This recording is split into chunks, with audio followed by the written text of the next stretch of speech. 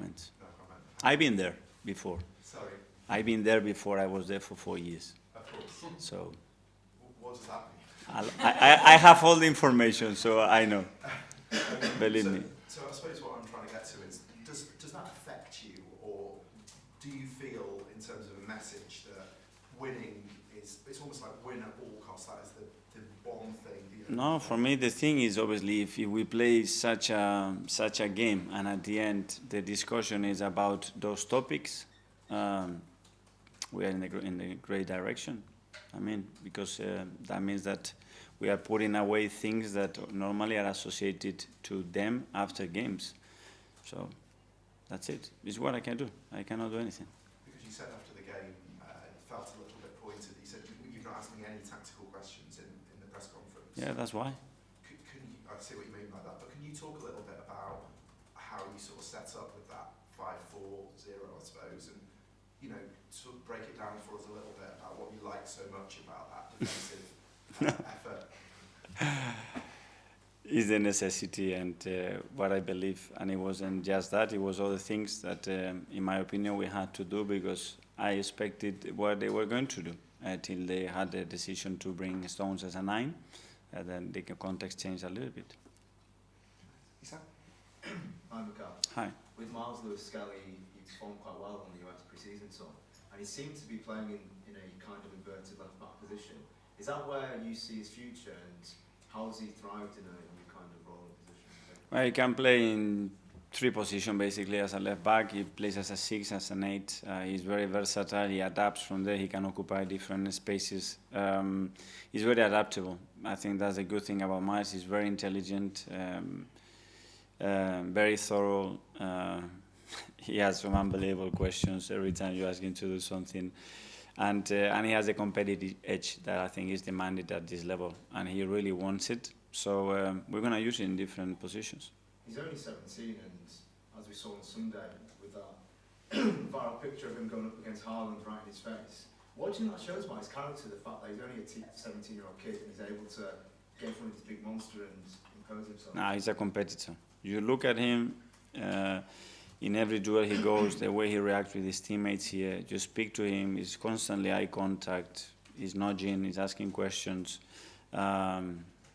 It's a special character.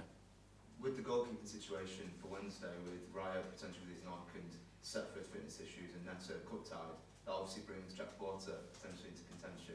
What do you know of Porter, and how has he been around the first team squad in recent weeks? Well, let's see. We have to wait and see what the situation is going to be tomorrow, but that's why we train with 4, sometimes 5 goalkeepers. We want them on around. They have to be prepared, and these things happened. And whoever plays, for sure, he will be prepared. Okay, final two. Mikel, in February you spoke very clearly and interestingly about wanting to make your players more streetwise. You said it wasn't in Arsenal's DNA, and you were teaching them how to do it. You remember this? February. What day was? Maybe you tell me the day and the hour. I'm gonna get it. February. No, if you don't tell me the exact date, I cannot respond to your question. Sorry. 23rd. Sorry? February the 23rd. The Porto game, around the Porto game. It was after Porto, yes.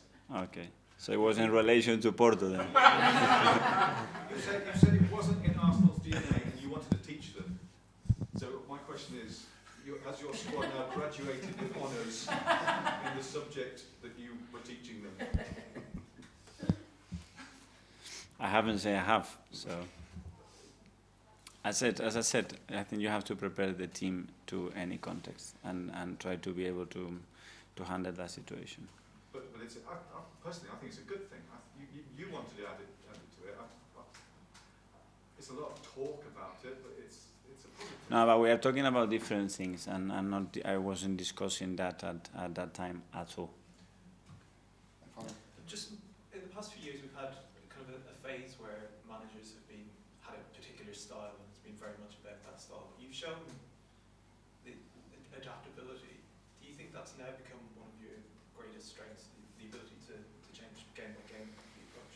It has to be, But if you ask me, for example, about the areas that we had to defend, there are certain consequences or certain actions or sequences that take you to that position. Against City, we had 8, and we dealt with 6 of them really well. We want to spend more time there, but sometimes the opponent forces you to do that, and sometimes you force yourself because you're not that good in other aspects to be in those areas. If you are there, you better be as good as you are when you are higher up the pitch, because if not, you become very vulnerable. I don't want a team that is vulnerable. But is it important for a manager not to have, they have their philosophies, but not to be strictly married, because in those particular examples you need to... Yeah, what is not going to change is my will and what game I want and where do I want to play it. But if I can't, because we are not good enough to do it, or because the opponent forces you to do it, or because the circumstances, or you are outnumbered, or whatever it happens, then you have to be really good at that as well, for sure. Okay, Bob. Thanks very much. Yeah, thank you.